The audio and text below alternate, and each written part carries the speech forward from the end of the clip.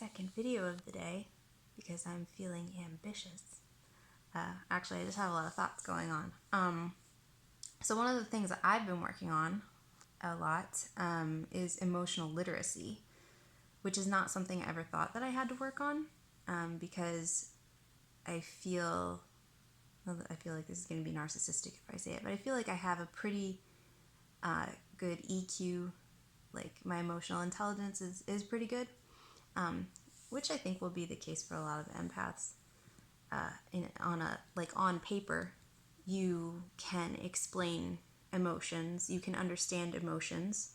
The problem for me would come in when my brain, I would know I was feeling things, but my brain refused to slow down enough to process them. I'd just be saying in my head, let it go, let it go, let it go. But I wasn't actually letting it go because it was a big trigger. You can't just let something go that's a big trigger. Instead of letting it go, you shove it down, down, down, down, down, down into a big knot in your stomach. And then you explode eventually. You will. If you haven't already, you will. But you probably know what I'm talking about. So I've been working on, when I am getting triggered, writing down the emotions I feel. It's usually like a minimum of 3. I started off just writing down the emotions, and now I'm starting to branch out into more details on each emotion, like why I'm feeling that way, what specifically happened that's making me feel that way, who's involved, the feelings that I'm having toward myself. Am I having anger toward myself? Am I having shame or guilt? So anyway, that's been really helpful. But I've recognized that that's not necessarily something that you might be comfortable with doing right away. I know I wasn't, and I'm looking back at even when I was like in high school, and at that time I was in still pretty abusive environment on a regular basis, abusive parenting. So, sorry, my brain's freezing up because that's kind of big stuff. But so what I would do, I recognize this as a coping mechanism that I used. I would write stories, a lot of fan fiction. I'd create original characters, but based in a particular universe. Like usually, I'd do Star Wars a lot. I just love Star Wars, so I'd create original characters, and I'd write like crazy, or I'd draw. I'd draw them a lot, that sort of thing. And I'm a pretty creative person, so that was a really good outlet for me. But I don't think you have to be particularly creative in order to do this. But this is something that I've done, for years.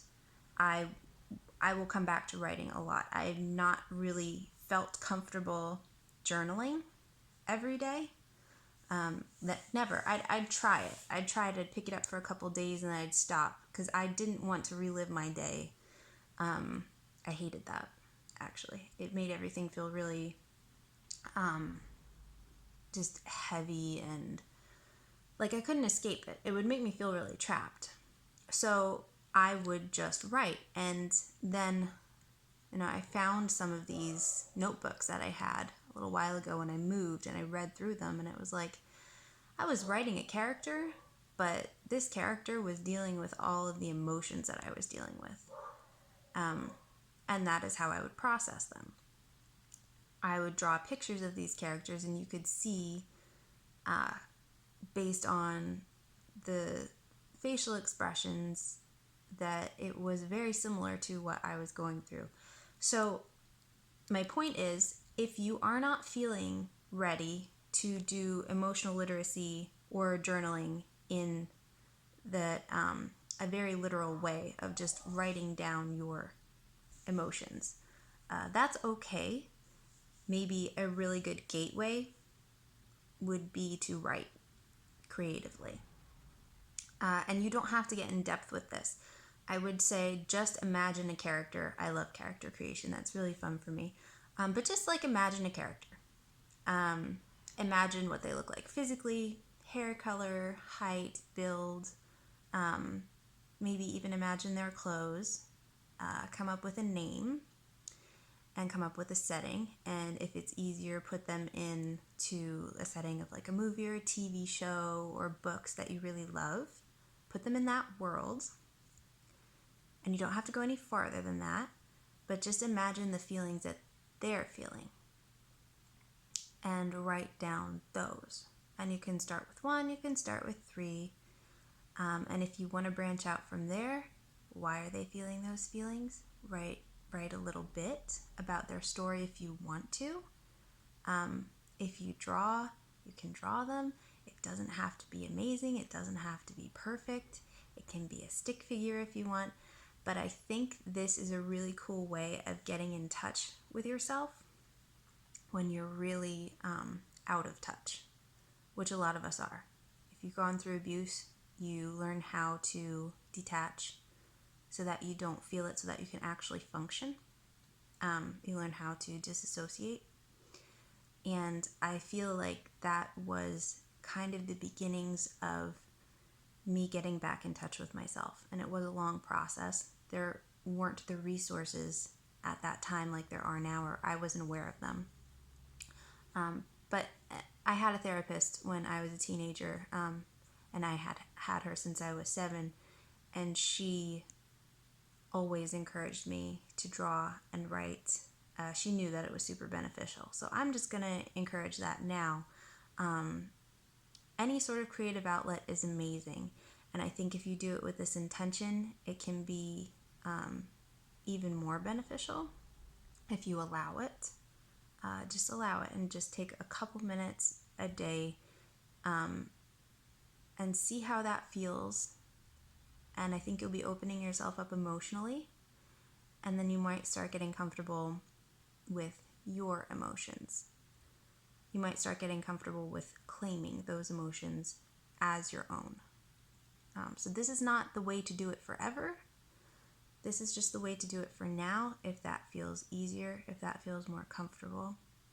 And I think any sort of progress is progress. So try it out. And I would love to hear, if you do try it out, how it works for you, or if you have kind of done this in the past, if you've done creative writing or character creation like role play. I absolutely love that. And if you found that therapeutic as kind of a means of self-expression and maybe acknowledging some things or emotions that are too difficult to do directly.